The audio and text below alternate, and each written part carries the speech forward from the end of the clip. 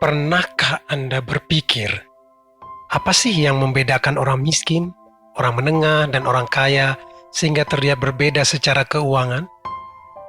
Mengapa orang-orang bisa terbagi dalam tiga golongan ini? Kenapa yang satu terlihat terbatas sementara lainnya begitu berlimpah?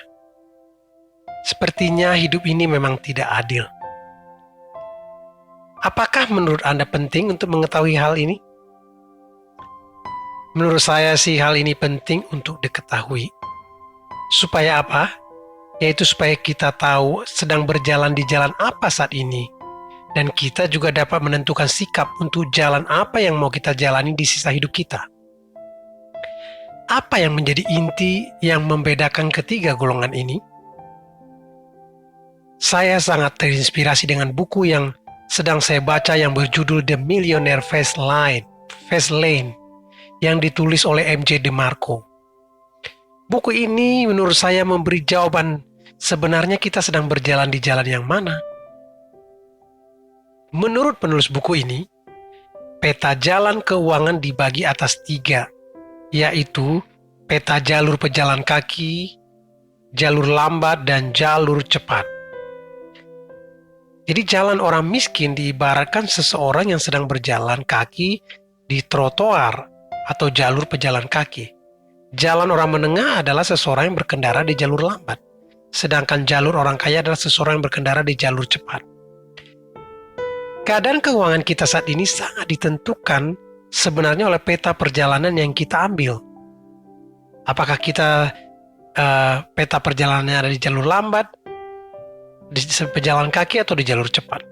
Kabar baiknya buat kita hari ini, kita bisa mengubah kehidupan keuangan kita dengan mengganti peta perjalanan kita tersebut.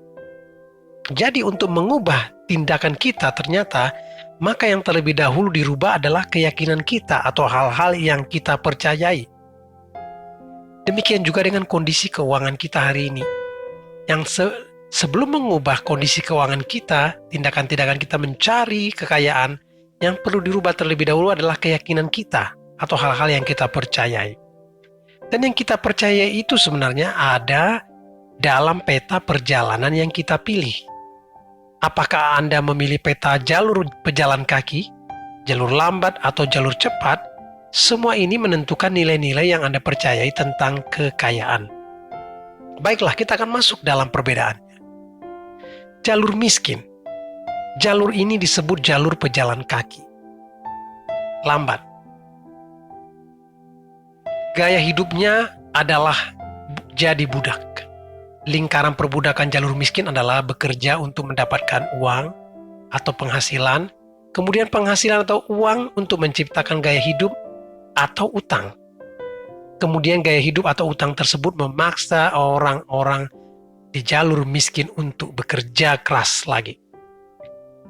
Mereka ini lebih suka terlihat kaya daripada menjadi kaya.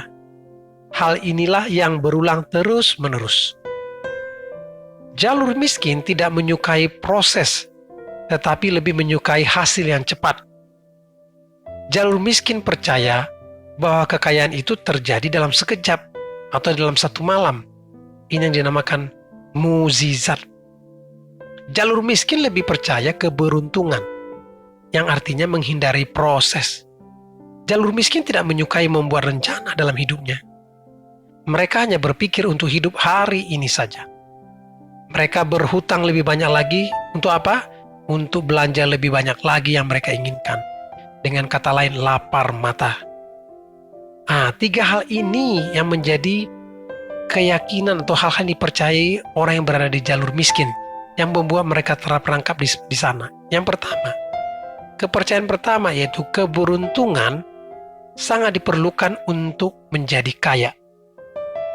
Itu konsep mereka. Mereka untuk kaya itu perlu keberuntungan. Yang kedua, kepercayaan mereka adalah kekayaan itu suatu peristiwa atau terjadinya cepat atau mukjizat.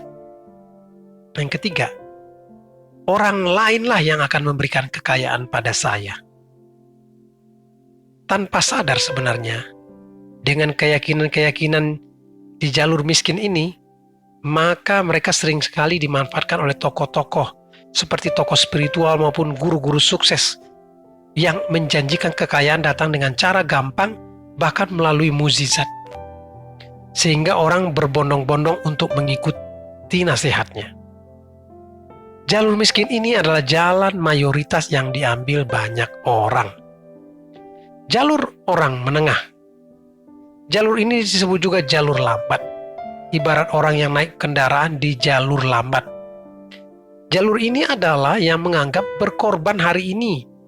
Berkorban hari ini untuk hari esok yang lebih cerah. Orang yang ada di jalur ini menghabiskan waktu dalam banyak pekerjaan, dalam waktu-waktu bekerja, tenggelam dalam pekerjaannya. Dan waktunya juga dihabiskan dalam investasi, pasar saham, dan pasar uang. Orang-orang seperti ini menganggap waktunya sangat berlimpah dan rela ditukar demi uang.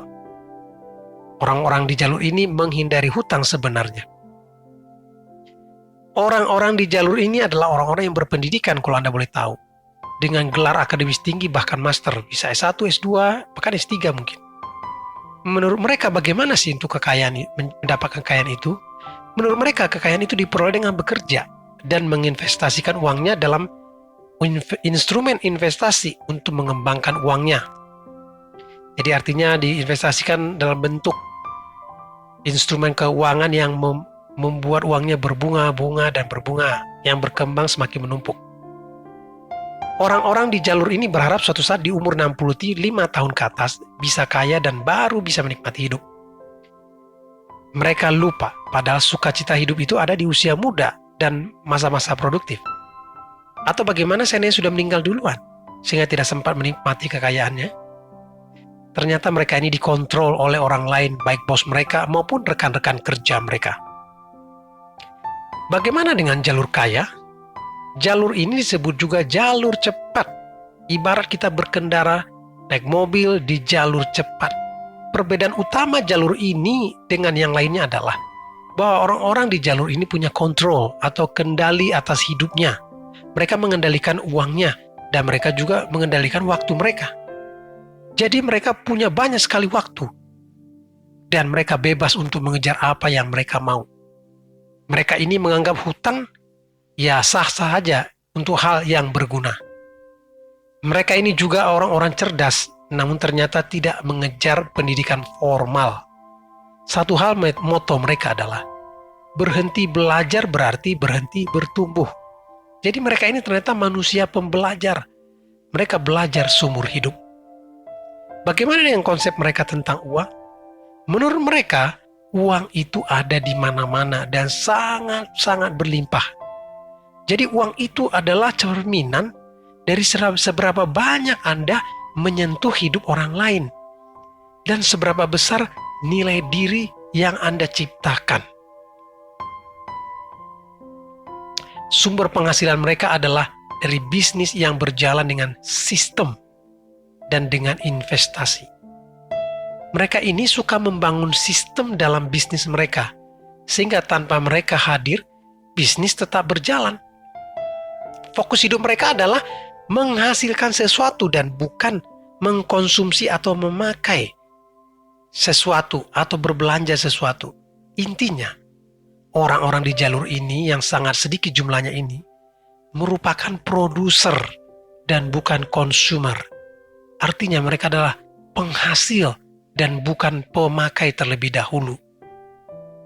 Mereka bisa jadi pemakai yang sangat royal atau sangat heboh, sangat gila-gilaan, tetapi mereka menghasilkan gila-gilaan dulu terlebih dahulu.